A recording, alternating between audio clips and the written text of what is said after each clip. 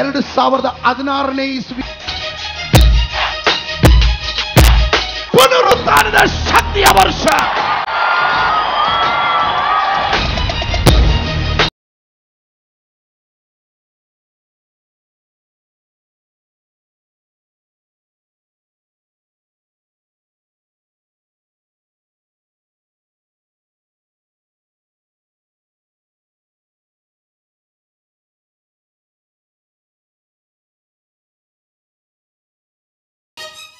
ಈ ತಿಂಗಳು ಕೊಟ್ಟಂಥ ವಾಗ್ದಾನದ ಸಂದೇಶದ ಕಡೆಗೆ ನಾನು ಅತಿ ಬೇಗನೆ ಬರಲಿಕ್ಕೆ ಇಷ್ಟಪಡುವವನಾಗಿದ್ದೇನೆ. ಎಲ್ಲರೂ ಬಹಳ ಪ್ರಾರ್ಥನೆಯಿಂದ ನಿರೀಕ್ಷೆಯಿಂದ ಕುಳಿತುಕೊಳ್ಳೋದಾದರೆ ಕರ್ತನು ನಿಶ್ಚಯವಾಗಿಯೂ ಈ ದಿವಸ ನಮ್ಮೊಟ್ಟಿಗೆ ಮಾತನಾಡುವವರಾಗಿದ್ದಾರೆ. ನಂಬುವವರೊಂದು ಆಮೇಲೆ ಹೇಳೋಣ. ಹಲ್ಲೆಲೂಯಾ. ಸತ್ಯವೇದ ಪುಸ್ತಕದಲ್ಲಿ ಒಂದು ವಾಕ್ಯವನ್ನು ಓದಿ ಇಂದಿನ ಸಂದೇಶವನ್ನು ಪ್ರಾರಂಭಿಸೋಣ. ಜ್ಞಾನೋಕ್ತಿಗಳ ಪುಸ್ತಕ ಅದರ 21ನೇ ಅಧ್ಯಾಯದ 31ನೇ ವಚನ. ನಮ್ಮೆಲ್ಲರಿಗೂ ಬಹಳ ಸುಪರಿಚಿತವಾಗಿರುವಂಥ ಜ್ಞಾನೋಕ್ತಿಗಳ ಪುಸ್ತಕ 21ನೇ ಅಧ್ಯಾಯದ 31ನೇ ವಚನವನ್ನು ಓದಿ ಇವತ್ತಿನ ವಾಗ್ದಾನದ ಸಂದೇಶದ ಕಡೆಗೆ ನಾವು ಬರೋಣ. ಅಶ್ವಬಲವು ಯುದ್ಧ ದಿನಕ್ಕಾಗಿ ಸನ್ನದ್ಧವಾಗಿದ್ದರೂ ಜಯವು ಯೆಹೋವನಿಂದಲೇ. ಸಾಕು. ಈ ಹಗಲಿನ ವೇಳೆಯಲ್ಲಿ ಎಲ್ಲರೂ ಶ್ರದ್ಧೆಯಿಂದ ಗಮನಿಸ್ರಿ.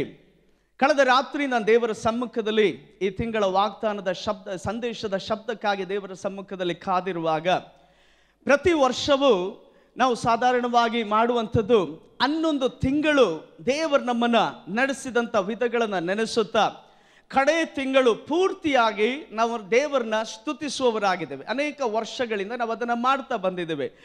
ಕಳೆದ ರಾತ್ರಿ ನಾನು ಅದೇ ಚಿಂತೆಯಲ್ಲಿ ದೇವರ ಸಮ್ಮುಖದಲ್ಲಿ ಕುಳಿತಿದ್ದಾಗ ದೇವರು ನನ್ನೊಟ್ಟಿಗೆ ಒಂದು ಶಬ್ದವನ್ನು ಮಾತನಾಡಿದ್ರು. ಈ ತಿಂಗಳು ಕೃತಜ್ಞತೆ ಸಲ್ಲಿಸುವ ತಿಂಗಳಾಗಿ ಮಾತ್ರ ಅಲ್ಲ, ಈ ತಿಂಗಳಿಗೆ ದೇವರು ಕೊಟ್ಟಂಥ ಒಂದು ಪ್ರತ್ಯೇಕವಾದಂಥ ದೈವಿಕವಾದಂಥ ವಾಗ್ದಾನದ ಶಬ್ದ ಏನಂದರೆ, ಯೆಹೋವನು ಮಹಾ ಜಯವನ್ನು ಉಂಟು ಮಾಡುವ ತಿಂಗಳಾಗಿದೆ.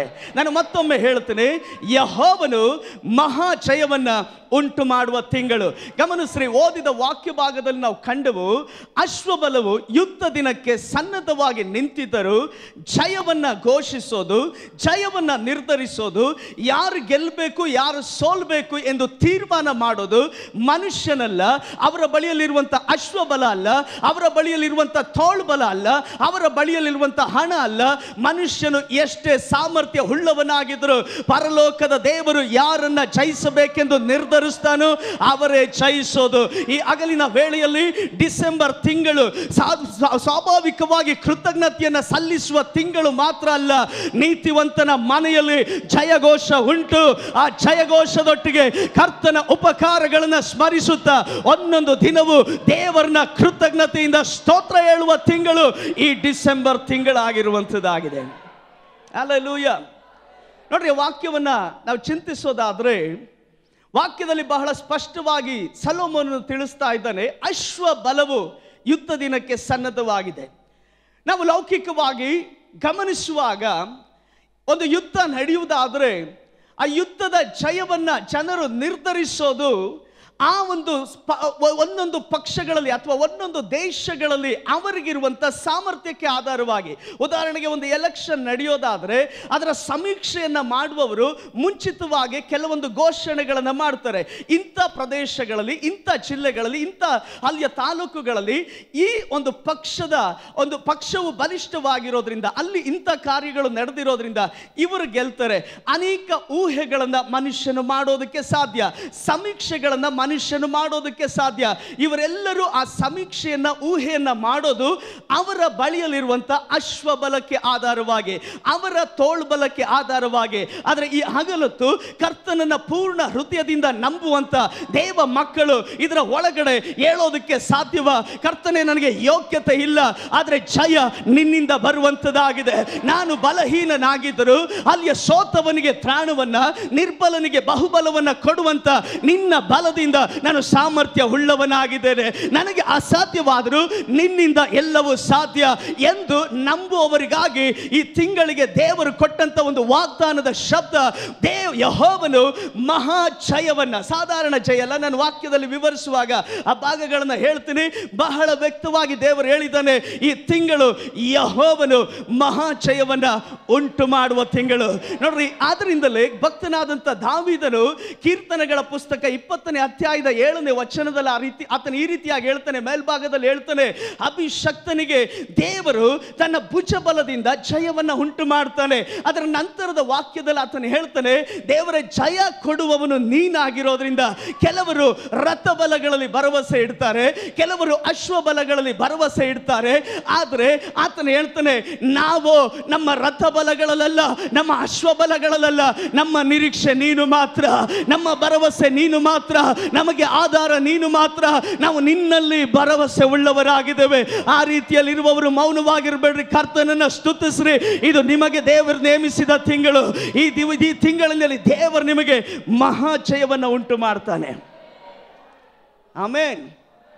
ಸತ್ಯವೇದ ಪುಸ್ತಕದಲ್ಲಿ ನಮ್ಮೆಲ್ಲರಿಗೂ ಗೊತ್ತಿರುವಂತ ಚರಿತ್ರೆ, ವಿಮೋಚನ ಕಾಂಡ ಪುಸ್ತಕ 17ನೇ ಅಧ್ಯಾಯದಲ್ಲಿ ಬಂದಾಗ ಇಸ್ರಾಯೇಲ್ ಜನರು ಒಂದು ಯುದ್ಧವನ್ನ ಮಾಡಬೇಕಾದಂಥ ಸಂದರ್ಭ. 14ನೇ ಅಧ್ಯಾಯದಲ್ಲಿ ಕೆಂಪು ಸಮುದ್ರ ಇಬ್ಬಾಗ ಆಯಿತು. ಅದನ್ನು ದಾಟಿ ಆಚೆ ದಡಕ್ಕೆ ಬಂದಂಥ ಇಸ್ರಾಯೇಲ್ ಜನರು 15ನೇ ಅಧ್ಯಾಯದಲ್ಲಿ ಕರ್ತನಿಗೆ ಒಂದು ಜಯದ ಗೀತೆಯನ್ನು ಹಾಡಿದ್ರು. ಅದರ ಕಡೆ ಭಾಗದಲ್ಲಿ ನಾವು ಕಾಣ್ತೇವೆ, ಅವರಿಗೆ ಲಭಿಸಿದಂಥ ಕಹಿಯಾದಂಥ ನೀರು ಮಾರವನ್ನು ದೇವರು ಸಿಹಿ ಮಾಡಿ ಕೊಡ್ತಾರೆ. ನಂತರವಾಗಿ ಬಂಡೆಯಿಂದ ದೇವರು ನೀರನ್ನು ಕೊಡ್ತಾರೆ.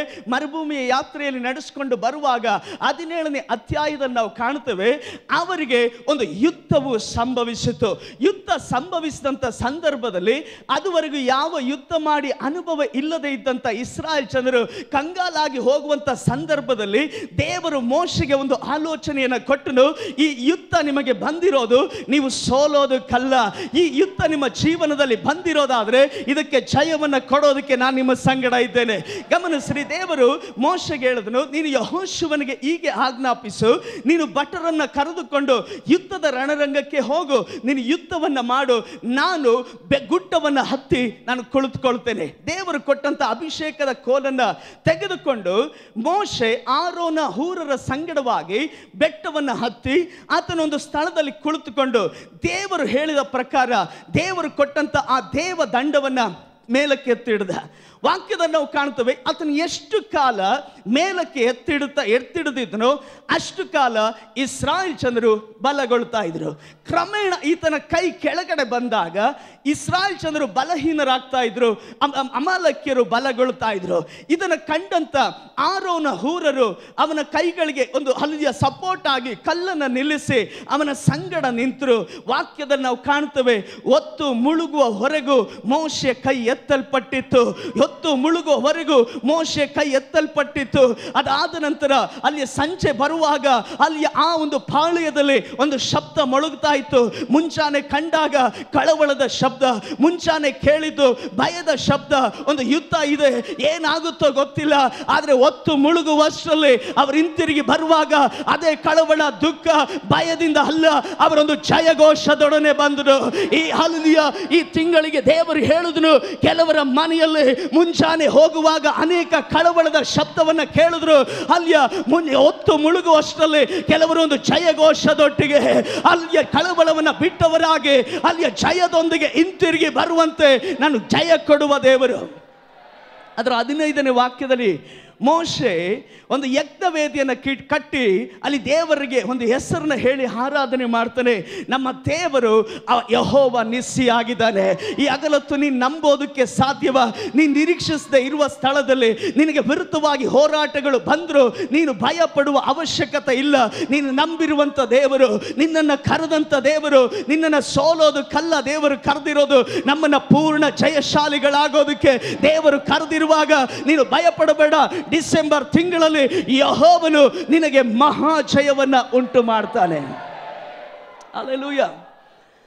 ಈ ವಾಕ್ಯ ಭಾಗವನ್ನ ನಾನು ಧ್ಯಾನಿಸುವಾಗ ಅನೇಕ ಕಾರ್ಯಗಳನ್ನು ದೇವರು ಹೇಳಿದರು. ಇವತ್ತು ಒಂದು 2 ಸಂಭವಗಳನ್ನು ಆಧಾರವಾಗಿಟ್ಟುಕೊಂಡು ಅದರಲ್ಲಿ ದೇವರು ಮಾತನಾಡಲಿಕ್ಕಿರುವಂಥ ಆಲೋಚನೆಗಳನ್ನು ನಿಮ್ಮೊಟ್ಟಿಗೆ ಹಂಚಿಕೊಳ್ತೇನೆ. ಎಲ್ಲರೂ ಪ್ರಾರ್ಥನೆಯೊಂದಿಗೆ ಸಿದ್ಧತೆಯೊಂದಿಗೆ ಕುಳಿತುಕೊಳ್ಳಬೇಕು. ಮುಂದಿನ ಭಾಗದಲ್ಲಿ ಒಂದು ಭಾಗವನ್ನು ಚಿಂತೆ ಮಾಡೋಣ. 2 ಸಮುವೇಲನ ಪುಸ್ತಕ, ಸಮುವೇಲನ 2ನೇ ಪುಸ್ತಕ 23ನೇ ಅಧ್ಯಾಯದ 11 ಮತ್ತು 12ನೇ ವಚನಗಳನ್ನು ಓದೋಣ.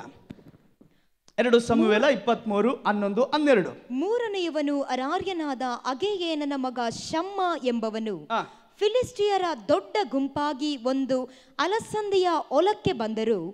ಇಸ್ರಾಯೇಲರು ಅವರ ಎದುರಿನಿಂದ ಓಡಿ ಹೋದಾಗ ಇವನು ಆ ಹೊಲದ ಮಧ್ಯದಲ್ಲಿ ನಿಂತುಕೊಂಡು ಫಿಲಿಸ್ಟಿಯರನ್ನು ಕೊಂದ ಹೊಲವನ್ನು ಕಾಪಾಡಿದನು. ಹೀಗೆ ಯೆಹೋವನು ಮಹಾ ಜಯವನ್ನು ಉಂಟು ಮಾಡಿದನು. ಗಮನಿಸ್ರಿ, ಕಳೆದ ರಾತ್ರಿ ನಾನು 2 ಗುರುತುಗಳೊಂದಿಗೆ ನಾನು ಈ ವಾಗ್ದಾನದ ಶಬ್ದವನ್ನು ದೃಢೀಕರಿಸಿಕೊಂಡೆ. ನಾನು ಪ್ರಾರ್ಥನೆ ಮಾಡ್ತಾ ಇದ್ದೆ, ಈ ತಿಂಗಳಿಗೆ ಕರ್ತನೆ ಸ್ವಂತ ಬುದ್ಧಿಯ ಆಲೋಚನೆ ಬರಬಾರ್ದು. ಒಂದು ಸಾರಿ ದೇವರು ಹೇಳಿದ್ರು ಈ ಸಂದೇಶದಿಂದ ಮಾತಾಡಬೇಕು. 2 ಸಾರಿ ನಾನು ಪ್ರಾರ್ಥಿಸಿದಾಗ 2 ಗುರುತುಗಳನ್ನು ದೇವರು ಕೊಟ್ಟಾಗ ನನಗೆ ದೃಢ ನಿಶ್ಚಯ ಆಯಿತು, ಇದು ಯೆಹೋವನ ಶಬ್ದವಾಗಿದೆ. ಗಮನಿಸ್ರಿ, ಇಲ್ಲಿ ವಾಕ್ಯದ ನಾವು ಕಾಣ್ತೇವೆ. 23ನೇ ಅಧ್ಯಾಯದಲ್ಲಿ ದಾವೀದನ ಕಡೆಯ ಮಾತುಗಳು ಬರೆಯಲ್ಪಟ್ಟಿದೆ. ಅದರ ನಂತರ ಅದರ 8ನೇ ವಾಕ್ಯದಿಂದ ನಾವು ಕಾಣುವಾಗ ದಾವೀದನ ಸಂಗಡ ಇತ್ತು, ದಾವೀದನ ಜೊತೆಯಲ್ಲಿ ಹೋರಾಡಿದಂಥ ಕೆಲವು ಪ್ರತ್ಯೇಕತೆ ಉಳ್ಳಂತ ರಣವೀರರ ಚರಿತ್ರೆ, ಅವರ ಹೆಸರುಗಳು, ಅವರ ವಿವರಗಳನ್ನು ಬರೆಯಲ್ಪಟ್ಟಿದೆ. ಇದರಲ್ಲಿ ಈ ಓದಲ್ಪಟ್ಟ ವಾಕ್ಯದಲ್ಲಿ 3ನೇಯವನ ಕುರಿತು ಮಾತನಾಡ್ತಾ ಅಲ್ಲಿ ಈ ರೀತಿಯಾಗಿ ನಾವು ಕಾಣ್ತೇವೆ. ಹರಾರ್ಯನಾದ ಆಗೇಯನ ಮಗನಾದಂಥ ಅಲ್ಲಿಯ ಶಮ್ಮ ಎಂಬುವವನ ಕುರಿತು, ಈತನ ಕುರಿತು ನಾವು ಕಾಣ್ತೇವೆ. ಈತನು ತನ್ನ ಸಂಗಡ ಇದ್ದಂಥ ಒಂದು ಇಸ್ರಾಯೇಲ್ ಜನರ ಗುಂಪು ಒಂದು ಅಲಸಂದೆ ಹೊಲದಲ್ಲಿದ್ದರು. ಆ ಹೊಲದಲ್ಲಿದ್ದಂಥ ಸಂದರ್ಭದಲ್ಲಿ ವಾಕ್ಯದ ನಾವು ಕಾಣ್ತೇವೆ, ಫಿಲಿಷ್ಟಿಯರು ಒಂದು ದೊಡ್ಡ ಗುಂಪಾಗಿ ಆ ಹೊಲವನ್ನು ಮುತ್ತಿಗೆ ಹಾಕಿದ್ರು. ಮುತ್ತಿಗೆ ಹಾಕಿದಂಥ ಸಂದರ್ಭದಲ್ಲಿ ಆ ಹೊಲದಲ್ಲಿ ಈ ಒಂದು ಶಮ್ಮನ ಸಂಗಡವಾಗಿದ್ದಂಥ ಎಲ್ಲ ಇಸ್ರಾಯೇಲ್ ಜನರು ಫಿಲಿಷ್ಟಿಯರನ್ನ ಕಂಡು ಭಯಪಟ್ಟು ಓಡಿ ಹೋದ್ರು. ವಾಕ್ಯದ ನಾವು ಕಾಣ್ತೇವೆ, ಶಮ್ಮ ಒಬ್ಬಂಟಿಗನಾಗಿ ಹೊಲದ ಮಧ್ಯದಲ್ಲಿ ನಿಂತು ಆ ಫಿಲಿಷ್ಟಿಯರನ್ನ ಕೊಂದನು. ಹಲ್ಲೆಲೂಯಾ. ಅದಾದ ನಂತರ ಬರೆಯಲ್ಪಟ್ಟಿದೆ, ಹೀಗೆ ಯೆಹೋವನು ಮಹಾ ಜಯವನ್ನು ಉಂಟು ಮಾಡಿದನು. ನಾನು ಕೇಳಿದೆ, ದೇವರೇ, ಯೆಹೋವನು ಜಯ ಕೊಡುವ ತಿಂಗಳು ಎಂದು ಮಾತ್ರ ಬರೆದರೆ ಸಾಕಲ್ಲ.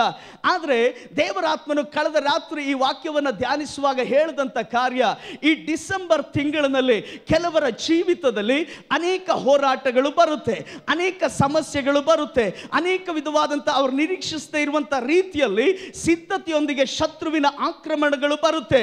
ಆದರೆ ಅದು ಅವರ ಜೀವಿತವನ್ನು ಕುಗ್ಗಿಸೋದಕ್ಕೋ, ಅವರಿಗೆ ನಷ್ಟವನ್ನು ತರೋದಕ್ಕೆ ಅಥವಾ ಸೋಲನ್ನು ಅನುಭವಿಸೋದಕ್ಕೋ ಅಲ್ಲ. ಅಲ್ಲಿ ನಾನು ಮಹಾಜಯವನ್ನು ಉಂಟು ಮಾಡ್ತೇನೆ. ಕಾರಣ ಏನು ಗೊತ್ತಾ? ಸ್ವಾಭಾವಿಕವಾಗಿ ಒಂದು ವೇಳೆ ಅವರಷ್ಟು ಸೈನ್ಯ ಇಲ್ಲದೆ ಇದ್ರು ಸ್ವಲ್ಪ ಸೈನ್ಯ ಇಟ್ಟುಕೊಂಡು ಯುದ್ಧ ಮಾಡಿ ಜಯಿಸಿದ್ರೆ ಅದು ಮಹಾಜಯ ಆಗೋದಿಲ್ಲ, ಅದು ಜಯವಾಗುತ್ತೆ. ಆದರೆ ಯಾರ ಸಹಾಯವೂ ಇಲ್ಲದೆ ಒಬ್ಬಂಟಿಗನಾಗಿ ನಿಂತಾಗ ಸರ್ವಶಕ್ತನಾದ ದೇವರು ನಿನ್ನ ಪಕ್ಷದಲ್ಲಿ ನಿಂತು ಯುದ್ಧವನ್ನ ಮಾಡಿದಾಗ ಗೆಲ್ಲುವಂತ ಜಯ ಇದೆಯಲ್ಲ, ಅದು ಸಾಧಾರಣ ಜಯವಲ್ಲ, ಅದು ಮಹಾ ಜಯವಾಗುತ್ತೆ. ಈ ಹಗಲಿನ ವೇಳೆಯಲ್ಲಿ ನಂಬುವವರು ಧೈರ್ಯದಿಂದ ನಂಬಿಕೆಯಿಂದ ಹೇಳ್ರಿ, ನನ್ನ ಜೀವನದಲ್ಲಿ ನನ್ನ ಪಕ್ಷದಲ್ಲಿ ಯೆಹೋವನಿರೋದ್ರಿಂದ ನನಗೆ ವಿರುದ್ಧವಾಗಿ ಬರುವಂತ ಶತ್ರುಗಳ ಮುಂದೆ ನಾನು ಸೋತು ಹೋಗೋದಿಲ್ಲ. ಶತ್ರುಗಳು ಸೋಲುವಂತೆ ಯೆಹೋವನು ಮಾಡುವನು. ಗಮನಿಸ್ರಿ, ತಂದೆ ಧರ್ಮೋಪದೇಶ ಕಾಂಡ ಪುಸ್ತಕ 28:7 ನಾವು ಕಾಣ್ತೇವೆ, ನಿಮ್ಮ ಶತ್ರುಗಳು ನಿಮ್ಮಿಂದ ಸೋತು ಹೋಗುವಂತೆ ಯಾರು ಮಾಡೋದು? ನಿಮ್ಮ ದೇವರಾದ ಯೆಹೋವನು ಮಾಡುವನು. ಗಮನಿಸ್ರಿ, ಇದರ ನಾನು ಸ್ವಲ್ಪ ಸಮಯ ವಿವರಿಸ್ತೀನಿ. ಗಮನಿಸ್ರಿ, ಇಲ್ಲಿ ಶಮ್ಮ ಒಬ್ಬಂಟಿಗರಾಗಿ ನಿಂತನು. ತನ್ನ ಸಂಗಡ ಇದ್ದಂಥ ಎಲ್ಲ ಇಸ್ರಾಯೇಲ್ ಜನರು ಭಯಪಟ್ಟು ಓಡೋದ್ರು. ಶತ್ರುವಿಗೆ ಬಹಳ ಸಂತೋಷ ಆಯಿತು, ಇರುವಂಥ ಇವನೊಬ್ಬನು ನಮ್ಮನ್ನು ಏನು ಮಾಡೋದಕ್ಕಾಗೋದಿಲ್ಲ. ಅವರು ಆ ಒಂದು ಹೊಲದಲ್ಲಿ ಮುತ್ತಿಗೆ ಹಾಕಿ ಹೊಲದಲ್ಲಿ ದೊಡ್ಡ ಗುಂಪಿನ ಫಿಲಿಷ್ಟಿಯರು ಬಂದಂಥ ಸಂದರ್ಭದಲ್ಲಿ ಶಮ್ಮ ಅವ್ರನ್ನ ಎದುರಿಸಿ ನಿಂತ. Hallelujah, hallelujah. ಎದುರಿಸಿ ನಿಂತಾಗ ಯುದ್ಧ ಆರಂಭವಾಯಿತು. ಶತ್ರು ಚಿಂತೆ ಮಾಡ್ದ, ಈಸಿಯಾಗಿ ಇವನನ್ನು ಕೊಂದು ಬಿಡ್ಬೋದು. ನಾನು ಚಿಂತೆ ಮಾಡ್ತೀನಿ, ಇವನನ್ನು ಸಂಗಡವಾಗಿದ್ದು ಆ ಭಯಪಟ್ಟು ಇವನನ್ನು ಬಿಟ್ಟು ಓಡಿ ಹೋದಂಥ ಜನರು ಸೀದಾ ಮನೆಗೆ ಹೋಗಿರೋದಿಲ್ಲ, ಅಲ್ಲಲ್ಲಿ ಅಡಗಿ ಕುಳಿತು ಅವರು ನೋಡ್ತಾ ಇದ್ದಾರೆ ಶಮ್ಮನ ಗತಿ ಏನಾಗುತ್ತೆ ಅಂತ. ಆ ಸಂದರ್ಭದಲ್ಲಿ ಯುದ್ಧವು ಆರಂಭವಾಗೋದಕ್ಕಿಂತ ಮುಂಚೆ ಆ ಜನರು ಮನಸ್ಸಿನಲ್ಲಿ ಚಿಂತೆ ಮಾಡಿದ್ರು, ಅಯ್ಯೋ ನಾವು ಓಡಿ ಬಂದ ಹಾಗೆ ಈ ಶಮ್ಮನು ಓಡಿ ಬಂದಿದ್ರೆ ಪ್ರಾಣನಾದರೂ ಉಳಿತಾ ಇತ್ತು, ಅಲ್ಲಿ ಅವನ ಜೀವನಾದರೂ ರಕ್ಷಣೆ ಮಾಡ್ಕೊಳ್ಬೋದಾಗಿತ್ತು, ಹೋದ್ರೆ ಅಲಸಂದೆ ಹೊಲ ಹೋಗ್ತಾ ಇತ್ತು. ಆದರೆ ಈ ಶಮ್ಮ ಏತಕ್ಕೆ ಇಂಥ ತೀರ್ಮಾನ ಮಾಡ್ದ? ಅವನ ಗತಿ ಏನಾಗುತ್ತೆ? ಅವನು ನಾಶವಾಗ್ತಾನೆ. ಶತ್ರುಗಳು ಅವನನ್ನು ಕೊಂದು ಹಾಕ್ತಾರೆ ಎನ್ನುವಂತ ಚಿಂತೆಯಲ್ಲಿ ಅಡಗಿ ಕುಳಿತು ನೋಡುವಂತ ಒಂದು ಗುಂಪಿನ ಜನ ಇದ್ದಾರೆ. ಅಲ್ಲಿ ಆ ಒಂದು ಹೊಲದಲ್ಲಿ ಇನ್ನೇನು ಕೆಲವೇ ನಿಮಿಷದಲ್ಲಿ ಈ ಒಂದು ಶಮ್ಮನ ಜೀವಿತ ಮುಗಿದು ಹೋಗುತ್ತೆ ಎನ್ನುವಂತ ನಂಬಿಕೆಯಿಂದ ಶತ್ರು ನುಗ್ಗಿ ಬರುವಾಗ ದೇವರ ವಾಕ್ಯ ಹೇಳುತ್ತೆ, ಲೋಕ ನಿರೀಕ್ಷಿಸಿದ್ದು ನಡೀಲಿಲ್ಲ, ಶತ್ರು ನಿರೀಕ್ಷಿಸಿದ್ದು ನಡೀಲಿಲ್ಲ, ದೇವರು ಉದ್ದೇಶಿಸಿದ್ದು ನಡೀತು. ಕಾರಣ ಆ ಹೊಲವನ್ನು ಕಾಪಾಡೋದಕ್ಕೆ ಧೈರ್ಯದಿಂದ ನಂಬಿಕೆಯಿಂದ ಕರ್ತನಲ್ಲಿ ಭರವಸೆ ಇಟ್ಟಂತ ಒಬ್ಬನಿದ್ರು ಸಾಕು, ಅವನ ಸಂಗಡ ದೇವರು ನಿಲ್ತಾನೆ. ಈ ಹಗಲೊತ್ತು ನಾನು ನಿಮ್ಮ ಬಳಿಯಲ್ಲಿ ಬಹಳ ವ್ಯಕ್ತವಾಗಿ ಧೈರ್ಯವಾಗಿ ಹೇಳ್ತೇನೆ, ಕಳೆದ ಕಾಲದ ಅನುಭವಗಳಲ್ಲಿ ನಿನ್ನನ್ನು ನಂಬಿದವರು ಮೋಸ ಮಾಡಿರ್ಬೋದು, ಜೊತೆಯಲ್ಲಿ ನಿಂತವರು ಇವತ್ತು ನಿನ್ನ ಸಂಗಡ ಇಲ್ಲದೆ ಇರಬಹುದು. ಯಾರಿದ್ರು ಇಲ್ಲದೆ ಇದ್ರು, ನನಗೆ ದೇವರು ಕೊಟ್ಟಂತ ಒಂದು ನಿಯೋಗ, ಈ ಹೊಲವನ್ನು ನಾನು ಕಾಪಾಡ್ತೇನೆ, ನನ್ನ ಕುಟುಂಬವನ್ನು ನಾನು ಕಾಪಾಡ್ತೇನೆ, ನನ್ನ ತಲೆಮಾರಿಗಾಗಿ ನಾನು ಪ್ರಾರ್ಥನೆ ಮಾಡ್ತೇನೆ, ನನ್ನ ಸೇವೆಯನ್ನು ನಾನು ನಿಲ್ಲಿಸೋದಿಲ್ಲ, ನನ್ನ ಬಿಸ್ನೆಸ್ ಎಲ್ಲ ನಾನು ಬಿಡೋದಿಲ್ಲ, ಅಲ್ಲಿ ನಾನು ಪ್ರಾರ್ಥಿಸುವಂತ ವಿಷಯದಲ್ಲಿ ಒಂದು ಜಯವನ್ನು ಇವತ್ತು ಎದುರು ನೋಡುತ್ತೇನೆ ಎಂಬ ನಿರೀಕ್ಷೆಯಲ್ಲಿ ಇದೆಯಲ್ಲ. ಕಳೆದ 11 ತಿಂಗಳು ನೀನು ಯುದ್ಧ ಮಾಡಿದೆ, ಕಳೆದ 11 ತಿಂಗಳು ಕೆಲವೊಂದು ಬಿಡುಗಡೆಯನ್ನು ಕಂಡೆ, ಆದರೆ ಈ ತಿಂಗಳು ನಿನ್ನ ಸಂಗಡ ದೇವರು ನಿಂತು ನಿನಗೆ ಸಾಧಾರಣವಾದ ಬಿಡುಗಡೆಯ ಅನುಭವ ಅಲ್ಲ, ಒಂದು ಮಹಾ ಜಯದ ಒಂದು ಶಬ್ದ ನಿನ್ನ ಮನೆಯಲ್ಲಿ ಮೊಳಗತಕ್ಕಂತೆ ಮಹಾ ಜಯವನ್ನ ಮನುಷ್ಯನಲ್ಲ ಯೆಹೋವನು ಉಂಟು ಮಾಡುವನು. ಹಲ್ಲೆಲೂಯಾ. ನಾನು ಚಿಂತೆ ಮಾಡಿದೆ, ಒಬ್ಬನು ದೊಡ್ಡ ಗುಂಪನ್ನ ಹೇಗೆ ಜಯಿಸೋದಕ್ಕೆ ಸಾಧ್ಯ, ಒಬ್ಬನು ದೊಡ್ಡ ಗುಂಪನ್ನ ಹೇಗೆ ಜಯಿಸೋದಕ್ಕೆ ಸಾಧ್ಯ. ವಾಕ್ಯದಲ್ಲಿ ನಾವು ಕಾಣ್ತೇವೆ, ಶಮ್ಮ ಆ ದೊಡ್ಡ ಗುಂಪಿನ ಫಿಲಿಷ್ಟಿಯರನ್ನ ಶತ್ರುಗಳನ್ನ ಕೊಂದನು. ಮರು ವಾಕ್ಯದಲ್ಲಿ ನಾವು ಕಾಣ್ತೇವೆ, ಹೀಗೆ ಯೆಹೋವನು ಮಹಾ ಜಯವನ್ನ ಉಂಟು ಮಾಡಿದನು. ಸ್ತೋತ್ರ. ಇಲ್ಲಿ ಗಮನಿಸಬೇಕು, ಶಮ್ಮ ಗಳಿಸಿದ ಜಯ ಅಲ್ಲ, ಶಮ್ಮನಿಗೋಸ್ಕರ ಯೆಹೋವನು ಉಂಟು ಮಾಡಿದ ಜಯ. ಹಲ್ಲೆಲೂಯಾ. ಇವತ್ತು ನೀವು ಇಲ್ಲಿರುವಂಥ ಕೆಲವರು ಚಿಂತೆ ಮಾಡ್ತಾ ಇದ್ದಾರೆ, ನನ್ನ ಜೀವನದಲ್ಲಿ ಕಳೆದ 11 ತಿಂಗಳು ನಡೀಲಿಲ್ಲ, ಈ ತಿಂಗಳು ಏನು ನಡೆಯುತ್ತೋ, ಕೆಲವೊಂದು ವಿಷಯದಲ್ಲಿ ಭಾರಪಟ್ಟು ಹೋರಾಟವನ್ನು ಅನುಭವಿಸುತ್ತಾ ಬಂದವರು ಇದರ ಒಳಗಡೆ ಇದ್ದೀರಾ. ನಿಮ್ಮ ಬಳಿಯಲ್ಲಿ ದೇವರು ಹೇಳ್ತಾ ಇದ್ದಾನೆ, ಕಳೆದ ಕಾಲದಲ್ಲಿ ನಡೆದಿದ್ದಲ್ಲ, ಈ ತಿಂಗಳಲ್ಲಿ ನಡೆಯೋದು ವಿಶೇಷವಾದದ್ದು. ಅಲ್ಲಿ ನೀನು ಹೇಳ್ತಾ ಇದೆಯಾ ನಾನು ಗೆಲ್ಲೋದಕ್ಕೆ ಆಸ್ಪದ ಇಲ್ಲ, ನೀನು ಹೇಳ್ತಾ ಇದೆಯಾ ಆ ಒಂದು ಜಯದ ಸೂಚನೆ ನಾನು ಕಾಣೋದಕ್ಕೆ ಯಾವ ನಿರೀಕ್ಷೆ ಇಲ್ಲ. ದೊಡ್ಡ ಗುಂಪು ಸುತ್ತಲೂ ಇದ್ದಾರೆ, ನಾನು ಒಬ್ಬಂಟಿಗನಾಗಿದ್ದೇನೆ. ಆದರೆ ಈ ವಾಕ್ಯದಲ್ಲಿ ನಾವು ಕಾಣುತ್ತೇವೆ, ಯೆಹೋವನು ಜಯವನ್ನು ಉಂಟು ಮಾಡ್ತಾನೆ. ಅಲ್ಲಿ ಚಾನ್ಸ್ ಇಲ್ಲ, ಆದರೆ ಉಂಟಾಗೋದಕ್ಕೆ ಕಾರಣ ಯೆಹೋವನ ಕರ ಅಲ್ಲಿ ಚಲಿಸ್ತು.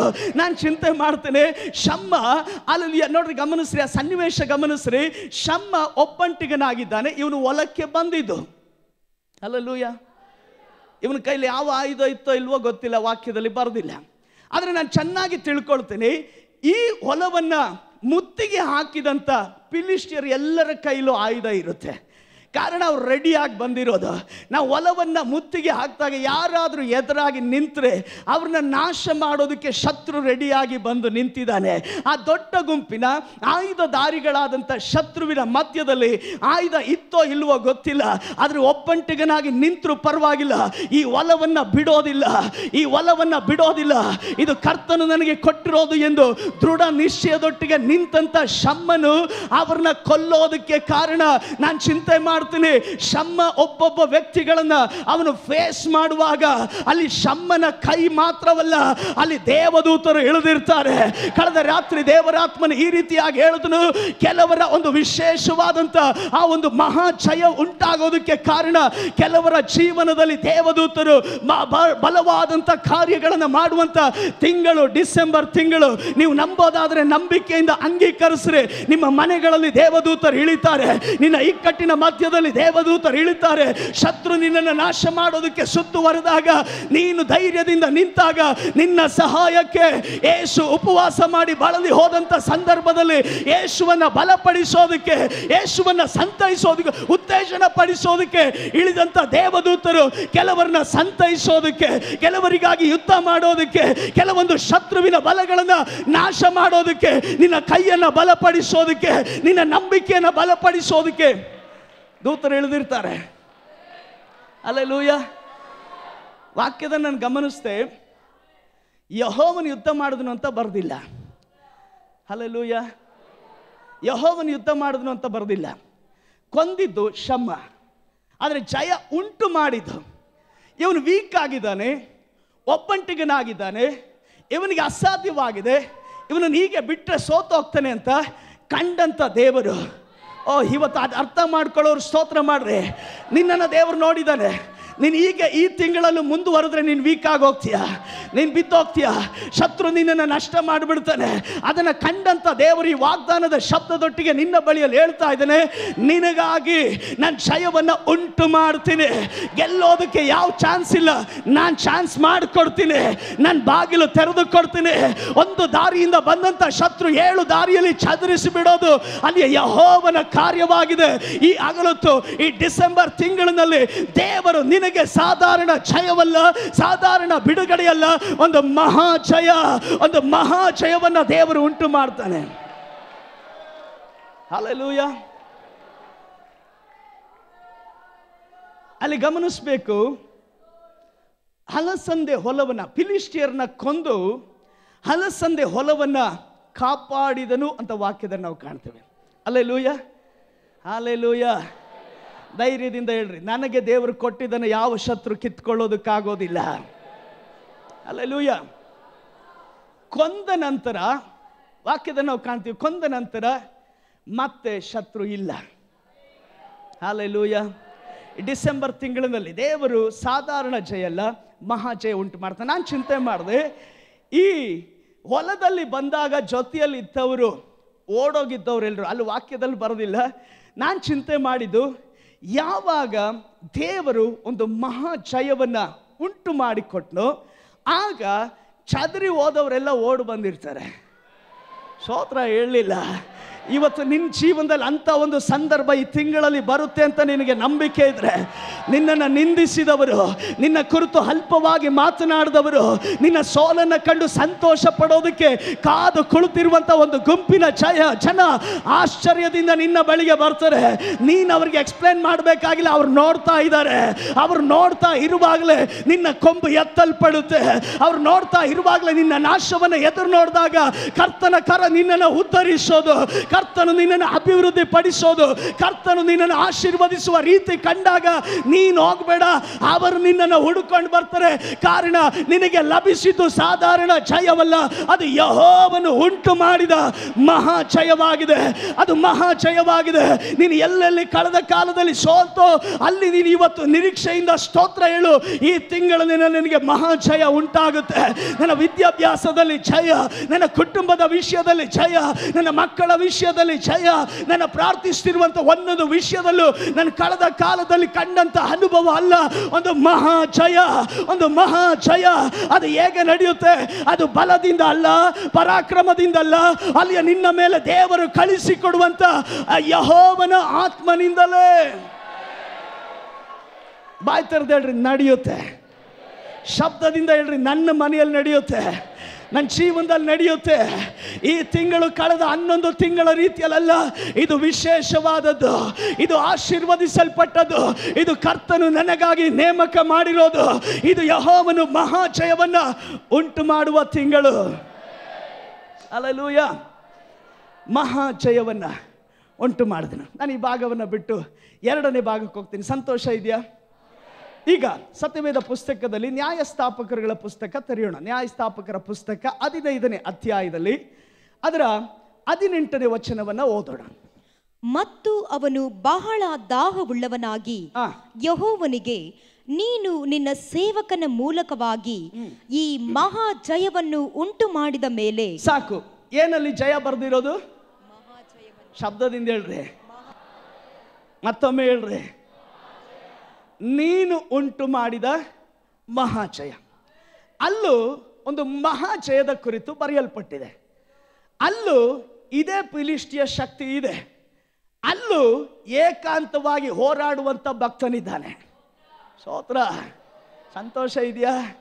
ಬಹಳ ವ್ಯಕ್ತವಾಗಿ ದೇವರು ಹೇಳಿದನು, ಒಬ್ಬಂಟಿಗರಾಗಿ ಬಹಳ ಇಕ್ಕಟ್ಟಿನಲ್ಲಿ ಪ್ರಯಾಸ ಪಡುವಂಥ ಜನರಿಗೆ ಮಹಾಜಯ ಕಾಣುವ ತಿಂಗಳು. ಗಮನಿಸ್ರಿ, ವಾಕ್ಯದಲ್ಲಿ ನಾವು ಕಾಣ್ತೀವಿ. ಅದರ ಸಂದರ್ಭ ನಾನು ಬೇಗನೆ ಹೇಳಿ ಈ ಭಾಗದ ಕಡೆಗೆ ನಾನು ಬರ್ತೀನಿ.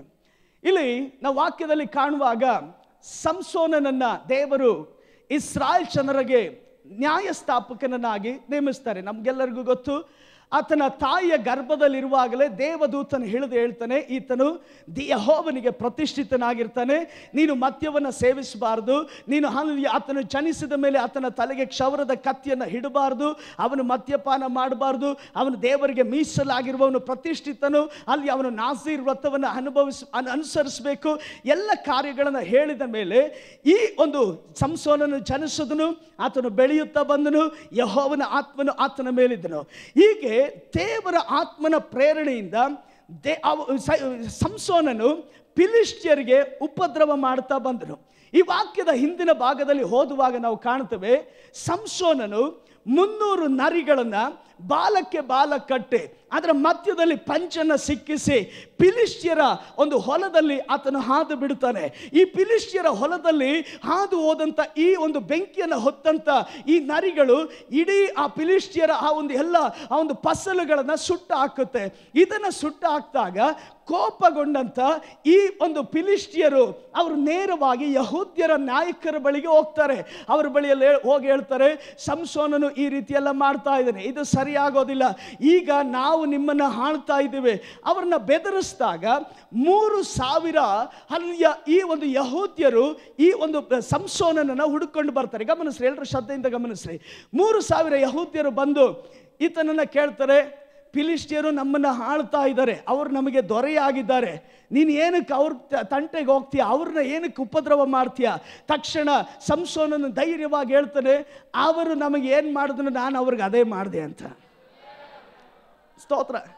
ನಂತರ ಈ 3000 ಯಹೂದ್ಯರು ಸಂಸೋನನ ಬಳಿಯಲ್ಲಿ ಮನವೊಲಿಸಿ ಈ ರೀತಿಯಾಗಿ ಹೇಳ್ತಾರೆ, ನೋಡು, ನಿನಗೇನು ಮಾತಾಡಬೇಡ, ಈಗ ನಾವು ನಿನ್ನನ್ನು ಕಟ್ಟಿ ಫಿಲಿಷ್ಟಿಯರ ಬಳಿಗೆ ಎತ್ಕೊಂಡು ಹೋಗ್ತೀವಿ. ಸ್ತೋತ್ರ. ಫಿಲಿಷ್ಟಿಯರ ಬಳಿಗೆ ಕರ್ಕೊಂಡು ಹೋಗ್ತೀವಿ, ನೀನು ಏನು ಮಾಡಬಾರ್ದು. ಅಲ್ಲಿ ಇವನು ಒಂದು ಷರತ್ತು ಹಾಕ್ತಾನೆ, ನೀವು ನನ್ನನ್ನು ಕೊಲ್ಲೋದಿಲ್ಲ ಅಂತ ಹೇಳಿದ್ರೆ ನಾನು ಬರ್ತೀನಿ ಅಂತ. ಸ್ತೋತ್ರ. ಇದರ ಅರ್ಥ ಏನು ಗೊತ್ತಾ? ಶತ್ರು ಅಂತೂ ನನ್ನನ್ನು ಕೊಲ್ಲಕ್ಕಾಗಲ್ಲ, ಕೊಂದರೆ ನೀವೇ ಕೊಲ್ಲಬೇಕು, ನೀವು ಕೊಲ್ಲಲ್ಲ ಅಂತ ಆಣೆ ಮಾಡ್ರಿ, ನಾನು ಬರ್ತೀನಿ ಅಂತ.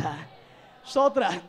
ಹಾಗೆ 2 ಹಗ್ಗಗಳಿಂದ ಕಟ್ಟಲ್ಪಟ್ಟು ಬೇಡಿಯನ್ನು ಹಾಕಿಸಿಕೊಂಡವನಾಗಿ ಆತನು ಈ ಒಂದು ಫಿಲಿಷ್ಟಿಯರ್ ಇದ್ದಂಥ ಸ್ಥಳಕ್ಕೆ ಬರುವಂಥ ಸಂದರ್ಭದಲ್ಲಿ ಅಲ್ಲಿನ ವಾಕ್ಯದಲ್ಲಿ ನಾವು ಕಾಣ್ತೇವೆ, ಇನ್ನೇನು ಫಿಲಿಷ್ಟಿಯರು ಇಳ್ಕೊಂಡಿದ್ದಂಥ ಸ್ಥಳಕ್ಕೆ ಸಮೀಪವಾಗುತ್ತಿರುವಾಗಲೇ ವಾಕ್ಯದಲ್ಲಿ ನಾವು ಕಾಣ್ತೇವೆ, ಈ ಫಿಲಿಷ್ಟಿಯರು ಮಹಾಶಬ್ದದಿಂದ ಕೂಗಿ, ನಮ್ಮನ್ನು ಹಾಳು ಮಾಡಿದವನೇ, ನಮ್ಮ ಬೆಳೆಗಳನ್ನು ಹಾಳು ಮಾಡಿದವನೇ, ನಮಗೆ ಉಪದ್ರವ ಕೊಡುವವನೇ, ನಿನ್ನನ್ನು ಕೊಂದು ಬಿಡ್ತೀವಿ ಅಂತೇಳಿ ವಾಕ್ಯದಲ್ಲಿ ನಾವು ಕಾಣ್ತೇವೆ. 1000 ಜನ ಈ ಒಂದು ಸಂಸೋನನನ್ನು ಹಿಡಿಯುವುದಕ್ಕೆ ಹೊರಟು ಬಂದಂಥ ಸಮಯದಲ್ಲಿ ವಾಕ್ಯದಲ್ಲಿ ನಾವು ಕಾಣ್ತೇವೆ, ಯಾವಾಗ ಶತ್ರುವಿನ ಶಬ್ದ ಆರ್ಭಟ ಆರಂಭವಾಯಿತು, ಆ ಸಮಯದಲ್ಲಿ ಪರಲೋಕದಿಂದ ಯೆಹೋವನ ಆತ್ಮನು ಸಂಸೋನನ ಮೇಲೆ ಇಳಿದು ಬಂದನು. ಈ ಡಿಸೆಂಬರ್ ತಿಂಗಳಿನಲ್ಲಿ ನೀನು ಯಾವಾಗ ಒಂದು ಕಡೆ ಶತ್ರುವಿನ ಶಬ್ದ ಕೇಳ್ತೀಯೋ, ಆ ಸಂದರ್ಭದಲ್ಲಿ ನಿನ್ನ ಮೇಲೆ ಒಂದು ಅಮಾನುಷಿಕವಾದಂತ ಅಭಿಷೇಕ ಇಳಿದು ಬರುತ್ತೆ. ಕಾರಣ, ನೀನು ಎದುರಿಸುವಂತ ಶತ್ರುವನ್ನ ಗೆಲ್ಲೋದಕ್ಕೆ ನಿನ್ನ ಸಂಗಡ ಯಾರು ಇಲ್ಲದೆ ಇದ್ರು, ನಿನಗಾಗಿ ಅಲ್ಲಿ ನಿನ್ನ ಸಂಗಡ ನಿಲ್ಲೋದಕ್ಕೆ, ನಿನಗಾಗಿ ಯುದ್ಧ ಮಾಡೋದಕ್ಕೆ ಒಬ್ಬನಿದ್ದಾನೆ. ಆತನು ಸೋತವನಲ್ಲ, ಆತನು ಬಲಹೀನನಲ್ಲ, ಆತನು ಯುದ್ಧ ಶೂರನಾದಂತ ಸೇನಾಧೀಶ್ವರನಾದ ಯೆಹೋವನು. ನೀನು ಭಯಪಡಬೇಡ. ಈ ಡಿಸೆಂಬರ್ ತಿಂಗಳನ್ನ ದಿನಗಳನ್ನು ಕಂಡು ಭಯಪಡಬೇಡ. ಶತ್ರುವಿನ ಶಬ್ದಗಳನ್ನು ಕೇಳಿ ಭಯಪಡಬೇಡ. ಅದು ನಿನ್ನ ನಾಶನಕ್ಕಾಗಿ ಕೂಗಿದ ಶಬ್ದವಲ್ಲ, ಅದರ ನಂತರ ನೀನು ಕೂಗೋದಕ್ಕೊಂದು ಶಬ್ದ ಇದೆ. ಯೆಹೋವನು ನಿನಗಾಗಿ ಮಹಾ ಜಯವನ್ನ ಉಂಟು ಮಾಡುವ ಆ ಸಮಯ ಹತ್ತಿರಕ್ಕೆ ಬಂದಿದೆ. ಒಂದು ಡಿಸೈಡ್ ಮಾಡಿಕೊಡ್ರಿ, ಎಷ್ಟು ಪ್ರಾಬ್ಲಮ್ ಜಾಸ್ತಿ ಆಗುತ್ತೋ ನಿನ್ನ ಮನಸ್ಸಿನಲ್ಲಿ ಕೆಳಗಡೆ ಹೋಗಬೇಡ, ನೀನು ಕುಗ್ಗಿ ಹೋಗಬೇಡ. ನೀನು ಧೈರ್ಯವಾಗಿ ಹೇಳು, ಯೆಹೋವನು ನನಗಾಗಿ ಈ ತಿಂಗಳು ಈ ಸಂದರ್ಭದಲ್ಲಿ ಈ ವಿಷಯದಲ್ಲಿ ಸಾಧಾರಣ ಜಯ ಅಲ್ಲ, ಮಹಾ ಜಯ. ನೋಡುವವರು ಆಶ್ಚರ್ಯ ಪಡತಕ್ಕಂತೆ ಹೇಗೆ ನಡೀತು ಎಂದು ನಿನ್ನ ಬಳಿಯಲ್ಲಿ ಬಂದು ಮಾತನಾಡತಕ್ಕಂತೆ ಒಂದು ಸಂಭವ ನಡೆಯುತ್ತೆ. ಆಗ ಈ ಡಿಸೆಂಬರ್ ತಿಂಗಳು ಕೃತಜ್ಞತೆ ಸಲ್ಲಿಸುವ ತಿಂಗಳು ಮಾತ್ರ ಅಲ್ಲ, ಕರ್ತನ ಜಯದಲ್ಲಿ ಸಂತೋಷ ಪಡುತ್ತಾ ನೀನು ಹೇಳೋದಕ್ಕೆ ಸಾಧ್ಯ, ಯೆಹೋವನು ಒಳ್ಳೆಯವನು, ಆತನ ಕೃಪೆಯು ಶಾಶ್ವತವಾದದ್ದು, ಯೆಹೋವನು ನನಗೆ ಮಹಾ ಜಯವನ್ನು ಉಂಟು ಮಾಡಿದನು. ಹಲ್ಲೆಲೂಯಾ. ಈಗ ಗಮನಿಸ್ರಿ, ಒಬ್ಬನಾಗಿ ನಿಂತಂಥ ಸಂಸೋನನು 1,000 ಯುದ್ಧಕ್ಕೆ ಸಿದ್ಧರಾಗಿ ಬಂದವರು. ಸ್ತೋತ್ರ. ಅಲ್ಲಿ ನಾವು ಕಂಡವು ಶಮ್ಮ ಒಬ್ಬಂಟಿಗನಾಗಿ ನಿಂತ, ಅವನ ಕೈಲಿ ಆಯುಧ ಇತ್ತೋ ಇಲ್ವೋ ಗೊತ್ತಿಲ್ಲ, ದೊಡ್ಡ ಗುಂಪಿತ್ತು. ಸ್ತೋತ್ರ. ಇಲ್ಲಿ 1,000 ಜನ ಬಂದಾಗ ಸಂಸೋನನ ಸಂಗಡ ಅದುವರೆಗೂ ಜೊತೆಲಿದ್ದಂಥ 3,000 ಜನ ಬಿಟ್ಟೋದ್ರು. ಸ್ತೋತ್ರ ಸ್ತೋತ್ರ ಹಾಲೆಲೂಯ. 3,000 ಜನ ಬಿಟ್ಟೋದಾಗಲೂ ಸಂಸೋನನು ಭಯ ಪಡಲಿಲ್ಲ. ಕಾರಣ ಅವನಿಗೊಂದು ಗೊತ್ತು, ಇದುವರೆಗೂ ನನ್ನನ್ನು ದೇವರು ನಡೆಸಿದ್ರೆ ಇವತ್ತು ದೇವರು ನಡೆಸ್ತಾನೆ. ಕಳೆದ 11 ತಿಂಗಳು ದೇವರು ನಡೆಸಿದಂಥ ಆ ಉತ್ತಮವಾದ ಅನುಭವ, ಆ ಸಾಕ್ಷಿ ನಿನ್ನ ಬಳಿಯಲ್ಲಿದ್ದರೆ ನೀನು ಭಯ ಪಡೋದಿಲ್ಲ, ನೀನು ಯಾವುದರ ಕುರಿತು ಕಳವಳ ಪಡೋದಿಲ್ಲ. ಈ ತಿಂಗಳು ಧೈರ್ಯವಾಗಿ ಹೇಳ್ತೀಯ, ಈ ತಿಂಗಳಿನಲ್ಲಿ ದೇವರು ವಾಗ್ದಾನ ಮಾಡಿದ ರೀತಿಯಲ್ಲಿ ನನಗೆ ಸಾಧಾರಣ ಜಯ ಅಲ್ಲ, ಮಹಾ ಜಯವನ್ನು ದೇವರು ಕೊಟ್ಟೇ ಕೊಡ್ತಾನೆ. 1,000 ಜನರು ಬಂದರು. ವಾಕ್ಯದ ನಾವು ಕಾಣ್ತೇವೆ, ಆ ಸಮಯದಲ್ಲಿ ಈತನ ಕೈಲಿ ಆಯುಧ ಇಲ್ಲ. ಇವನ ಮೇಲೆ ದೇವರ ಆತ್ಮನ ಶಕ್ತಿ ಇಳಿದು ಬಂದಾಗ ಇವನಿಗೆ ಕಟ್ಟಿದಂಥ 2 ಹಗ್ಗಗಳು ಅದು ಸುಟ್ಟ ಸೆಣಬಿನಂತೆ ಅದು ಪುಡಿ ಪುಡಿ ಆಯಿತು. ಅವನ ಕೈಗೆ ಹಾಕಿದಂಥ ಬೇಡಿ ಕಳಚಿ ಬಿತ್ತು. ಇದರ ಅರ್ಥ, ಕಳೆದ ಕಾಲದಲ್ಲಿ ನೀನು ಮಾಡಲಿಕ್ಕಾಗದಂತೆ ಶತ್ರು ಕಟ್ಟಿದ್ದೆಲ್ಲ ಬಿಚ್ಚಲ್ಪಡುತ್ತೆ. ನಿನಗಿದ್ದಂಥ ತಡೆಗಳನ್ನು ದೇವರು ನೀಗಿಸ್ತಾನೆ. ನಿನ್ನ ಕೈ ಸ್ವತಂತ್ರವಾಗುತ್ತೆ, ನಿನ್ನ ಕೈ ಕಾರ್ಯನಿರತವಾಗುತ್ತೆ. ನಿನ್ನ ಜೋಲು ಬಿದ್ದ ಕೈಗಳು ಅದು ಸುಧಾರಿಸಿಕೊಂಡು ಬಲಗೊಂಡು ಕರ್ತನಿಗಾಗಿ ಕಾರ್ಯ ಮಾಡೋದಕ್ಕೆ ಎದ್ದು ನಿಲ್ಲುವಂತ ತಿಂಗಳು. ನಿನ್ನ ಕೈಯನ್ನು ದೇವರು ಬಿಚ್ಚಿ ಬಿಡ್ತಾನೆ. ನಿನ್ನನ್ನು ಶತ್ರು ಕಟ್ಟಿದಂತ ಸಕಲ ಕಟ್ಟುಗಳಿಂದ ದೇವರು ಬಿಡಿಸಿದ್ದು ಮಾತ್ರ ಅಲ್ಲ, ಶತ್ರುವನ್ನ ಜಯಿಸತಕ್ಕಂತೆ ನಿನ್ನ ಮೂಲಕ ದೇವರು ಮಹಾಜಯ ಉಂಟು ಮಾಡ್ತಾನೆ. ಗಮನಿಸ್ರಿ, ಇಲ್ಲೂ ನಾವು ಕಾಣ್ತೇವೆ, ಒಪ್ಪನಾಗಿ ನಿಂತು ಅವನು ತಡವಿ ನೋಡಿದಾಗ ಒಂದು ಹಸಿ ಕತ್ತೆ ದವಡೆ ಸಿಗುತ್ತೆ. ಆ ಹಸಿ ಕತ್ತೆ ದವಡೆಯನ್ನು ಹಿಡಿದಂತ ಸಂಸೋನನು ತನಗೆ ವಿರುದ್ಧವಾಗಿ ಬಂದಂಥ ಆಯುಧಧಾರಿಗಳಾದಂಥ 1,000 ಸೈನಿಕರನ್ನ ಅವನು ಒಡೆದು ಅಲ್ಲಿ ಗಾಯಪಡಿಸಿದನು ಅಂತಲ್ಲ, ಮತ್ತೆ ಆ ಶತ್ರು ಆ ಸ್ಥಳದಲ್ಲಿ ನಿಲ್ಲದಂತೆ ಒಂದೊಂದು ಶತ್ರುಗಳನ್ನು ಆತನು ಕೊಂದು ಹಾಕಿದನು. ಶಮ್ಮನ ಕುರಿತು ನಾವು ಕಂಡವು, ಅವನು ಫಿಲಿಷ್ಟಿಯರನ್ನ ಕೊಂದನು. ಈ ಆಗಲತ್ತು ನಾನು ಹೇಳ್ತೇನೆ, ಇದುವರೆಗೂ ನೀನು ಕಂಡಂಥ ಶತ್ರುವನ್ನ ನೀನು ಗಾಯಗೊಳಿಸಿ ವಾಪಸ್ ಕಳಿಸೋದಲ್ಲ, ಇದುವರೆಗೂ ನಿನ್ನನ್ನು ವಿರುದ್ಧವಾಗಿ ಬಂದಂಥ ಶತ್ರುವನ್ನ ಎದುರಿಸಿ ಓಡಿಸೋದು ಮಾತ್ರ ಅಲ್ಲ, ಇನ್ನ ಶತ್ರು ನಿನ್ನ ಮುಂದೆ ನಿಲ್ಲದಂತೆ, ಓ ಹಲ್ಲೆಲೂಯ, ನಿನಗೆ ಆ ಸಂದರ್ಭವನ್ನು ದೇವರು ತರೋದು, ಮತ್ತೆ ಆ ಶತ್ರು ನಿನ್ನ ಕಣ್ಣು ಮುಂದೆ ಕಾಣದಂತೆ ಆ ಶತ್ರುವನ್ನು ನಾಶ ಮಾಡೋದಕ್ಕೆ. ಇಸ್ರಾಯೇಲ್ ಜನರು ಐಗುಪ್ತ ದೇಶದಿಂದ ಬಿಡುಗಡೆ ಹೊಂದಿ ಹೋಗುವಾಗ ದೇವರು ಮೋಶೆಗೆ ಹೇಳಿದ್ರು, ಕೆಂಪು ಸಮುದ್ರದ ದಾರಿಯಲ್ಲಿ ಹೋಗು. ದೇವರಿಗೆ ಮಿಸ್ಟೇಕ್ ಆಗಲ್ಲ ಹೇಳಿದ್ದು ಆ ರೂಟಲ್ಲಿ ಹೋಗೋದಕ್ಕೆ, ದೇವರು ಕನ್ಫ್ಯೂಸ್ ಆಗಲ್ಲ ಹೇಳಿದ್ದು ಆ ರೂಟಲ್ಲಿ ಹೋಗೋದಕ್ಕೆ. ಆ ರೂಟಲ್ಲಿ ಹೋದಾಗ ಒಂದು ಕೆಂಪು ಸಮುದ್ರ ಬರುತ್ತೆ, ದೇವರಿಗೆ ಗೊತ್ತು. ಆ ರೂಟಲ್ಲಿ ಹೋಗುವಾಗ ಫರೋಹನನ ಹೃದಯವನ್ನು ಕಠಿಣ ಮಾಡಿದಾಗ ಇವನು ಹಿಂಬಾಲಿಸಿ ಹೋಗ್ತಾನೆ, ದೇವರಿಗೆ ಗೊತ್ತು. ಅವರು ಸಂದಿಗ್ಧ ಪರಿಸ್ಥಿತಿಗೆ ಸಿಗ್ತಾರೆ, ದೇವರಿಗೆ ಗೊತ್ತು. ಈ ತಿಂಗಳಿನಲ್ಲಿ ಇದೆಲ್ಲ ನಡೆಯುತ್ತೆ, ದೇವರಿಗೆ ಗೊತ್ತು. ಆದ್ರೆ ದೇವರಿಗೆ ಇನ್ನೂ ಒಂದು ಗೊತ್ತು, ಆ ಸಮುದ್ರದ ಮಧ್ಯದಲ್ಲಿ ದಾರಿಯನ್ನು ತರದು ನಿನ್ನನ್ನು ಆಚೆ ದಡಕ್ಕೆ ನಡೆಸೋದಕ್ಕೆ, ಅಲ್ಲೊಂದು ಜಯಘೋಷದೊಟ್ಟಿಗೆ ಜಯದ ಗೀತೆಯನ್ನು ಹಾಡಿಸೋದಕ್ಕೂ ದೇವರಿಗೆ ಗೊತ್ತು. ಅದನ್ನೇ ಈ ತಿಂಗಳಿಗೆ ದೇವರ ಆತ್ಮನಲ್ಲಿ ನಾನು ಕೂಗಿ ಹೇಳ್ತಾನೆ, ಈ ತಿಂಗಳು ಮನುಷ್ಯನಿಂದಲ್ಲ, ಹಣದಿಂದಲ್ಲ, ಯೆಹೋವನು ತಾನೇ ನಿನಗೆ ಸಾಮರ್ಥ್ಯವನ್ನ ಕೊಟ್ಟು ನಿನಗೆ ಮಹಾಜಯವನ್ನ ಉಂಟು ಮಾಡುವ ತಿಂಗಳು. Hallelujah, hallelujah. ದೇವರು ಕನ್ಫ್ಯೂಸ್ ಆಗಿಲ್ಲ, ದೇವರು ಕನ್ಫ್ಯೂಸ್ ಆಗಿಲ್ಲ, ದೇವರು ಮಿಸ್ಗೈಡ್ ಮಾಡಿಲ್ಲ. ದೇವರ ಆತ್ಮನೆ ಹೇಳ್ತಾ ಇದ್ದಾನೆ, ಕೆಲವರು ಕನ್ಫ್ಯೂಸ್ ಆಗಿದ್ದೀರಾ, ದೇವರು ಬಿಟ್ಬಿಟ್ರ, ದೇವರು ಕನ್ಫ್ಯೂಸ್ ಆಗಿಲ್ಲ, ದೇವರು ಮಿಸ್ಗೈಡ್ ಮಾಡಿಲ್ಲ. ನೀನು ದೃಢವಾಗಿ ನಿಲ್ಲು. ಅಲ್ಲೂ ಮೋಶೆ ಹೇಳಿದ್ದು, ನೀವು ಸುಮ್ಮನೆ ನಿಂತ್ಕೊಳ್ರಿ, ದೇವರು ಕಾರ್ಯ ಮಾಡ್ತಾನೆ. ನೀವು ಸುಮ್ಮನೆ ನಿಂತ್ಕೊಳ್ರಿ, ಏನು ನಡೆಯುತ್ತೆ ನಿನಗೆ ಗೊತ್ತಿಲ್ಲ, ದೇವ್ರಿಗೆ ಪ್ಲ್ಯಾನ್ ಇದೆ, ದೇವ್ರಿಗೆ ಪ್ಲ್ಯಾನ್ ಇದೆ, ದೇವರಿಗೆ ಪ್ಲಾನ್ ಇದೆ. ನೀನು ಇವತ್ತಿನ ಪರಿಸ್ಥಿತಿ ನೋಡ್ತಾ ಇದೆಯಾ, ನಿನ್ನ ಭವಿಷ್ಯ ದೇವರಿಗೆ ಗೊತ್ತಿದೆ. ನೀನು ಇವತ್ತಿನ ಸಂದರ್ಭ ನೋಡ್ತಾ ಇದೆಯಾ, ನಿನ್ನ ನಾಳೆ ದೇವರಿಗೆ ಗೊತ್ತಿದೆ. ಹೇಗೆ ನಡೆಯುತ್ತೆ, ಏನಾಗುತ್ತೆ, ಪ್ರಶ್ನೆಗಳ ಸುತ್ತಲೂ ಅಲ್ಲಿ ಮಧ್ಯದಲ್ಲಿ ನಿಂತಂತ ಮೋಶೆ ಹೇಳ್ದ, ಸುಮ್ಮನೆ ಇರ್ರಿ, ದೇವರ ರಕ್ಷಣೆ ಮಾಡೇ ಮಾಡ್ತಾನೆ, ದೇವರ ಜಯ ಕೊಟ್ಟೆ ಕೊಡ್ತಾರೆ. ಅಲ್ಲಿ 400 ವರ್ಷದಿಂದ ಬಿಡುಗಡೆ ಆಗದೆ ಇರೋದನ್ನ ದೇವರು ಬಿಡಿಸಿದ್ರೆ ಇನ್ನು ಮುಂದಕ್ಕೂ ದೇವರು ನಡೆಸ್ತಾನೆ. ಈ ಡಿಸೆಂಬರ್ ತಿಂಗಳಿನಲ್ಲಿ ನಿನ್ನ ಮನಸ್ಸು ಸ್ಥಿರಗೊಳ್ಳಲಿ, ನಿನ್ನ ಮನಸ್ಸು ಧೈರ್ಯಗೊಳ್ಳಲಿ. ನೀನು ಕಳವಳ ಪಡಬೇಡ, ನೀನು ಕುಗ್ಗಿ ಹೋಗಬೇಡ, ನೀನು ದೃಢವಾಗಿ ನಿಲ್ಲು. ಶಮ್ಮನಂತೆ ದೃಢವಾಗಿ ನಿಲ್ಲು. ಸಂಸೋನನಂತೆ ಏನು ಬಂದರೂ ಧೈರ್ಯವಾಗಿ ಎದುರಿಸೋದಕ್ಕೆ ನಿಲ್ಲು. ಅಲ್ಲಿ ಸಾಧಾರಣವಾದ ಜಯವಲ್ಲ, ಮಹಾಜಯ ಉಂಟಾಗುತ್ತೆ. ಹೇಗೆ ನಡೆಯುತ್ತೆ? ಒಬ್ಬ 1000 ಜನರನ್ನು ಹೇಗೆ ಕೊಲ್ಲೋದಕ್ಕೆ ಸಾಧ್ಯ? ಸ್ವಾಭಾವಿಕವಾಗಿ ಅಸಾಧ್ಯ. ಅದಕ್ಕೆ ಹೇಳಿದ್ದು ಅದು ಮಹಾಜಯ. ಸ್ವಾಭಾವಿಕವಾಗಿ ನಿನ್ನಿಂದ ಆಗೋದಿಲ್ಲ, ಆದರೆ ಅದು ನಡೆದಿರುತ್ತೆ. ಈ ತಿಂಗಳು ಮುಗಿಯೋದ್ರೊಳಗೆ ನಡೆದಿರುತ್ತೆ. ನಿನ್ನ ಜೀವನದಲ್ಲಿ ಅದರ ಸಂತೋಷ ನೀನು ಅನುಭವಿಸ್ತೀಯ. ಅದರ ಜಯದ ಗೀತೆ ನಿನ್ನ ಬಾಯಿಂದ ನೀನು ದೇವರಿಗೆ ನುಡಿದು ದೇವರಿಗೆ ಕೃತಜ್ಞತೆ ಸಲ್ಲಿಸ್ತೀಯ. ಕಾರಣ ಇದು ಯೆಹೋವನು ಉಂಟು ಮಾಡುವ ಮಹಾಜಯ. Hallelujah, hallelujah. ಸಂಸೋನನು ಯುದ್ಧ ಮಾಡುವಾಗ, ಕೊಲ್ಲುವಾಗ 3000 ಜನ ಬಿಟ್ಟು ಓಡೋದ್ರು. 1000 ಜನ ಕೊಲ್ಲೋದಕ್ಕೆ ಬಂದಿದ್ದಾರೆ. ಇವನು ಧೈರ್ಯಗೆಡಲಿಲ್ಲ. ದೇವರ ಆತ್ಮ ಉಳ್ಳವರು ಧೈರ್ಯಗೆಡೋದಿಲ್ಲ. ಕರ್ತನ ಅಭಿಷೇಕ ಉಳ್ಳವರು ಬಲಹೀನರಾಗೋದಿಲ್ಲ. ಅವ್ರು ನಿಲ್ತಾರೆ. ಈ ತಿಂಗಳಲ್ಲಿ ದೃಢವಾಗಿ ನಿಲ್ರಿ. ದೇವರು ಹೇಳಿದ್ರು, ಒಂದು ಜಯದ ಅನುಭವ ಬರಬೇಕಾದ್ರೆ ಒಂದು ಹೋರಾಟ ಇರಲೇಬೇಕು. ಸ್ತೋತ್ರ, ಹಲ್ಲೆಲೂಯ.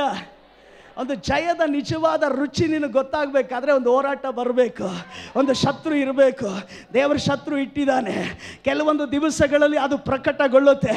ಆದರೆ ಈ ತಿಂಗಳಿನಲ್ಲಿ ಅದನ್ನು ಕಂಡು ನೀನು ಕೆಳಗಡೆ ಹೋಗೋದಕ್ಕಲ್ಲ, ನೀನು ಧೈರ್ಯವಾಗಿ ನಿಂತು ನಿನ್ನ ಮುಖಾಂತರ ದೇವರು ಮಾಡೋ ಕಾರ್ಯ, ನಿನಗಾಗಿ ದೇವರು ಮಾಡೋ ಕಾರ್ಯ, ನಿನ್ನ ಕುಟುಂಬಕ್ಕಾಗಿ ನೀನು ಅಳುವಂಥ ವಿಷಯಕ್ಕಾಗಿ, ನಿನ್ನ ಆ ಒಂದು ವೇದನೆ ಪಡಿಸುವಂಥ ವಿಷಯಕ್ಕಾಗಿ ಯೆಹೋವನು ಇಲ್ಲಿ ಸಂಸೋನನ್ನು ಹೇಳೋದಕ್ಕೆ ಸಾಧ್ಯ, ಇದು ನನ್ನಿಂದಲ್ಲ, ಇದು ನಿನ್ನಿಂದ.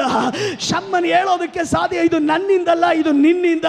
ಇವತ್ತು VIH ಕುಟುಂಬಕ್ಕೆ ಹೇಳೋದಕ್ಕೆ ಸಾಧ್ಯ, ನನ್ನ ಮನೆಯಲ್ಲಿ ನಡೆದಿದ್ದು, ನನ್ನ ಮಕ್ಕಳ ಜೀವನದಲ್ಲಿ ನಡೆದಿದ್ದು, ನಾನು ಭಾರ ಪಡುವಂತ ವಿಷಯದಲ್ಲಿ ಬಿಡುಗಡೆ ನಡೆದಿದ್ದು, ಇದು ನನ್ನ ಸಾಮರ್ಥ್ಯ ಅಲ್ಲ, ಇದು ಯೆಹೋವನು ಉಂಟು ಮಾಡಿದ ಮಹಾ ಜಯವಾಗಿದೆ. ಈ ತಿಂಗಳು ಒಂದೊಂದು ಮನೆಯಲ್ಲೂ ಈ ಶಬ್ದ ಕೇಳುತ್ತೆ. ಕಳೆದ ರಾತ್ರಿ ದೇವರು ಒಂದು ಶಬ್ದವನ್ನು ಹೇಳಿದ್ರು, ಯೆಹೋವನ ಜಯದ ನಿರ್ಣಯ ಜನರ ಕುಟುಂಬಗಳಲ್ಲಿ ಅದು ಪ್ರಕಟಗೊಳ್ಳುವ ದಿವಸ. ಮತ್ತೊಮ್ಮೆ ಹೇಳ್ತೀನಿ, ಯೆಹೋವನ ಜಯದ ನಿರ್ಣಯ. ಅವನು ಸೋಲನ್ನು ನಿರ್ಧರಿಸಿಲ್ಲ, ನಿನಗಾಗಿ ಜಯ ಆಲ್ರೆಡಿ ಡಿಕ್ಲೇರ್ ಮಾಡಿದ್ದಾನೆ. ಆಲ್ರೆಡಿ ಡಿಕ್ಲೇರ್ ಆಗಿದೆ. ಪರಲೋಕದಲ್ಲಿ ಆಲ್ರೆಡಿ ಜಯ ಡಿಕ್ಲೇರ್ ಆಗಿದೆ. ನೀನು ಸೋಲೋದಕ್ಕಲ್ಲ, ನೀನು ಕುಗ್ಗಿ ಹೋಗೋದಕ್ಕಲ್ಲ. ದೇವರು ಹೇಳ್ತಾ ಇದ್ದಾನೆ, ಆ ಜಯದ ನಿರ್ಣಯ, ಆ ತೀರ್ಪು ನಿನ್ನ ಮೇಲೆ ಪ್ರಕಟವಾಗುತ್ತೆ. ಅದು ನಿನ್ನ ಸಂತೋಷಕ್ಕಾಗಿ, ಅದು ನಿನ್ನ ಉತ್ಸಾಹಕ್ಕಾಗಿ, ನಿನ್ನ ಆಶೀರ್ವಾದಕ್ಕಾಗಿ. ಹಲ್ಲೆಲೂಯ. ದೇವರು ಯೆಹೋವನು ಮಹಾಜಯವನ್ನು ಉಂಟು ಮಾಡಿದನು. ಇಲ್ಲಿ ಗಮನಿಸ್ರಿ, ಸಂಸೋನನು ಬಹಳ ದಾಹಗೊಳ್ತಾನೆ. 1000 ಜನರನ್ನ ಪವಿತ್ರಾತ್ಮನ ಶಕ್ತಿಯಿಂದ ತುಂಬಿದವನಾಗಿ ಕೊಂದ ನಂತರ ಅವನು ಬಳಲಿ ಹೋಗ್ತಾನೆ. ಆಗ ಅವನು ಮಾಡುವಂಥ ಪ್ರಾರ್ಥನೆಯಲ್ಲಿ ನಾವು ಆ ಶಬ್ದವನ್ನು ಕಂಡಿದ್ದು. ಆತನು ಹೇಳ್ತಾನೆ, ಸ್ವಾಮಿ, ನೀನು ಮಹಾಜಯ ಉಂಟು ಮಾಡಿದೆ, ಆದರೆ ಈ ಜಯದ ನಂತರ ನಾನು ಸೋತು ಹೋಗಿದ್ದೇನೆ. ಸ್ತೋತ್ರ. ಕೆಲವರ ಜೀವನದಲ್ಲಿ ಈ ಅನುಭವ ಬರುತ್ತೆ. ಒಂದು ಮಹಾಜಯದ ನಂತರ ನಿರಾಶೆ. ಸ್ತೋತ್ರ.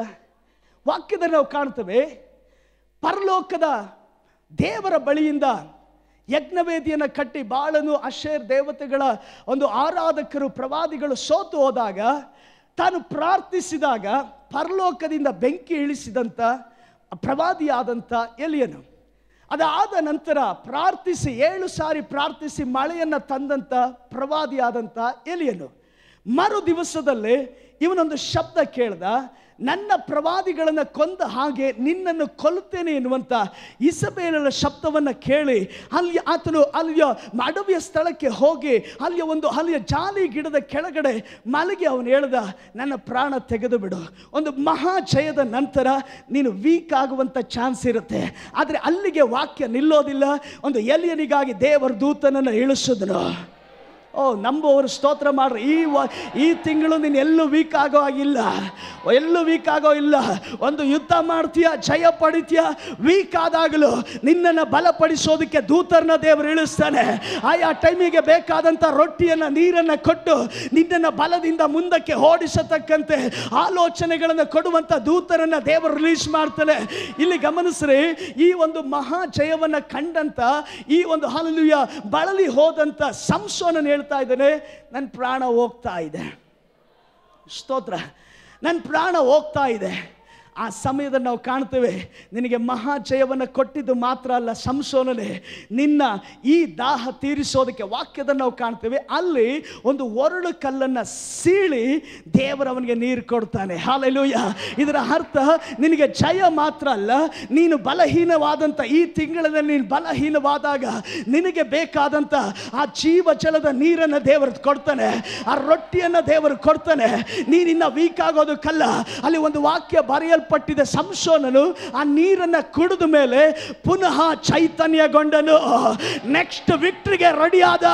ಈ ಹಗಲೊತ್ತು ಈ ತಿಂಗಳು ಒಂದೊಂದು ದಿವಸವು ನಿನ್ನ ಮುಂದೆ ಶತ್ರು ಬರ್ತಾನೆ, ಹೋರಾಟ ಇದೆ. ಆ ದಿನ ಮುಗಿಯೋಷ್ಟರಲ್ಲಿ ನೀನು ಬಲಹೀನವಾಗಿ ಇರೋದಿಲ್ಲ, ನಿನಗೆ ಒಂದು ಜಯ ಇದೆ. ನಿನ್ನ ಬಲಹೀನತೆಯಲ್ಲಿ ದೇವರ ಬಲ ನಿನಗೆ ದೇವರು ಕೊಡ್ತಾನೆ.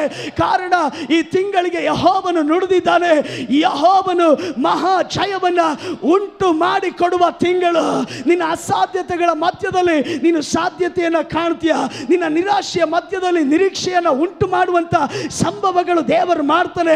ನೀನು ಬಲಹೀನವಾದಾಗ ನಿನ್ನ ಬಲವನ್ನು ಬಲಪಡಿಸಿ ಮುಂದಿನ ಜಯಕ್ಕೆ ಸಿದ್ಧವಾಗತಕ್ಕಂತೆ ದೇವರ ಕ್ರಿಯೆಗಳು ನಡೆಯುತ್ತೆ. ಇದು ಕರ್ತನು ನೇಮಿಸಿದ ತಿಂಗಳು, ಇದು ಕರ್ತನು ಆಶೀರ್ವದಿಸಿರುವ ತಿಂಗಳು, ಇದು ಕರ್ತನು ನೇಮಿಸಿದ ಜಯದ ದಿನಗಳು, ಇದು ಕರ್ತನು ನೇಮಿಸಿದ ಜಯದ ದಿನಗಳು. ಬಾಯ್ ತೆರೆದು ಹೇಳ್ರಿ, ಈ ತಿಂಗಳು ಕರ್ತನು ನನಗಾಗಿ ನೇಮಿಸಿರುವಂತ ಜಯದ ತಿಂಗಳಾಗಿದೆ. ಅದರ ನಂಬಿಕೆ ಉಳ್ಳವರು ಎರಡು ಕೈಗಳನ್ನು ತಟ್ಟುತ್ತಾ ಕೆಲ ನಿಮಿಷಗಳು ಶಬ್ದದಿಂದ ಸ್ತುತಿಸಲಿ, ನಂಬಿಕೆಯಿಂದ ಸ್ತುತಿಸಲಿ. ಇಂದು ಕಂಡಂತ ಐಗುಪ್ತನನ್ನು ಇನ್ನು ಕಾಣದಂತೆ, ನಿನಗೆ ವಿರುದ್ಧವಾಗಿ ಕುತಂತ್ರದಿಂದ ನಿನ್ನನ್ನು ಆವರಿಸಿದಂತ, ನಿನ್ನ ನಾಶನವನ್ನು ಬಯಸುವಂತ ಫಿಲಿಷ್ಟಿಯ ಶಕ್ತಿಗಳನ್ನು ಕೊಂದು ಇನ್ನ ಶತ್ರುಗಳು ಇಲ್ಲದಂತೆ ಆ ಸ್ಥಳವನ್ನು ನೀನು ಸ್ವಾಧೀನಪಡಿಸಿಕೊಳ್ಳೋದಕ್ಕೆ, ಜಯ ಘೋಷ ಮಾಡೋದಕ್ಕೆ ಕರ್ತನು ನಿನಗಾಗಿ ಮಹಾ ಜಯವನ್ನು ಉಂಟು ಮಾಡ್ತಾನೆ. ನಂಬಿಕೆಯಿಂದ, ನಂಬಿಕೆಯಿಂದ. ನೀನು ಸೋಲೋದಿಲ್ಲ, ನೀನು ಸೋಲೋದಿಲ್ಲ, ನೀನು ಸೋಲೋದಿಲ್ಲ. ಇದು ಕರ್ತನ ಯೆಹೋವನ ಮಹಾಜಯದ ತಿಂಗಳು, ಯೆಹೋವನ ಮಹಾಜಯದ ತಿಂಗಳು. ಕಳೆದ ತಿಂಗಳಲ್ಲಿ ನೀನು ಪ್ರಯತ್ನ ಮಾಡದೆ ಆಗಲಿಲ್ಲ. ಈ ತಿಂಗಳಲ್ಲಿ ನಡೆಯುತ್ತೆ. ಕಾರಣ ದೇವರು ನಿನಗೆ ಸಾಮರ್ಥ್ಯ ಕೊಡುವ ತಿಂಗಳು, ದೇವರು ನಿನ್ನನ್ನು ಬಲಪಡಿಸುವ ತಿಂಗಳು, ದೇವರು ನಿನ್ನನ್ನು ಯುದ್ಧದಲ್ಲಿ ನಡೆಸುವ ತಿಂಗಳು. ನೀನು ಬಲಹೀನವಾಗೋದಿಲ್ಲ, ನೀನು ಸೋಲೋದಿಲ್ಲ. ಯೆಹೋವನು ತಾನೇ ನಿನಗೆ ಜಯವನ್ನು ಉಂಟು ಮಾಡ್ತಾನೆ, ಜಯವನ್ನು ಉಂಟು ಮಾಡ್ತಾನೆ, ಜಯವನ್ನು ಉಂಟು ಮಾಡ್ತಾನೆ. ನಂಬಿಕೆಯಿಂದ, ನಂಬಿಕೆಯಿಂದ. ಓ ಜೀಸಸ್, ಜಯದ ಕೊಂಬು ಊದಲಿ. ಓ ಜೀಸಸ್. ಶಕಲ ರಬಲ ಹತುರಿ ಅಂದಲ ಶತರಾದಲ. ಯೇಸುವಿನ ನಾಮದಲ್ಲಿ, ಯೇಸುವಿನ ನಾಮದಲ್ಲಿ ಆ ಭಯಗಳು ಬಿಟ್ಟೋಗಲಿ, ಆ ಕಳವಳಗಳು ಬಿಟ್ಟೋಗಲಿ, ಆ ನಿರಾಶೆಗಳು ಜನರ ಮನಸ್ಸನ್ನು ಬಿಟ್ಟೋಗಲಿ. ನೀನು ಸೋಲೋದಕ್ಕಾಗಿ ಅಲ್ಲ, ನೀನು ಜಯಶಾಲಿಯಾಗಿ ದೇವರು ಆರಿಸ್ಕೊಂಡಿದ್ದಾನೆ.